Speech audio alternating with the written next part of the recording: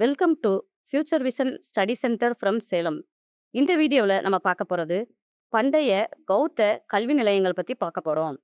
முதல்ல வர்றது நாலந்தா பல்கலைக்கழகம். இது இன்றைய பீகார் மாநிலத்தில் இருக்குது. இதனை நிறுவியவர் குமாரகுப்தர் கிபி 5ஆம் நூற்றாண்டில் நிறுவினார். இரண்டாவது விக்ரமசிலா. இந்த பல்கலைக்கழகமும் பீகார் மாநிலத்தில் உள்ளது. இதனை நிறுவியவர் பாலர் வம்சத்தில் வந்த அரசர் தர்மபாலர் இதனை நிறுவினார். மூன்றாவது வல்லபி, குஜராத் மாநிலத்தில் உள்ளது. நான்காவது ஓடந்தபுரி. இதனையும் பாலர் வம்ச அரசர் கோபாலன் இதனை நிறுவினார்.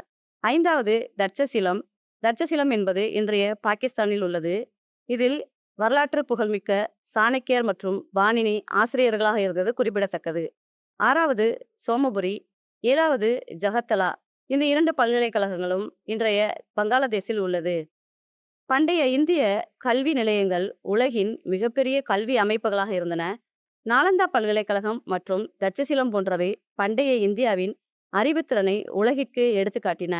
மேலும் இங்கு குருகுல முறையில் பௌத்தர்கள் மடங்கள் அமைத்து விகாரங்கள் அமைத்து கல்வி வழங்கினர். நாலந்தா பல்கலைக்கழகத்தில் சுமார் 10,000 மாணவர்களும் 1500 ஆசிரியர்களும் இருந்தனர். மேலும் உலகின் முதல் பெரிய குடியிருப்பு பல்கலைக்கழகம் இந்த நாலந்தா என்பது குறிப்பிடத்தக்கது.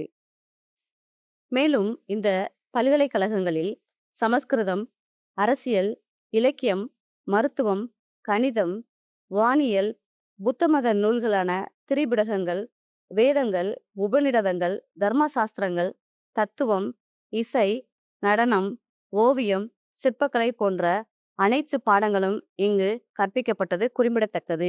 நன்றி.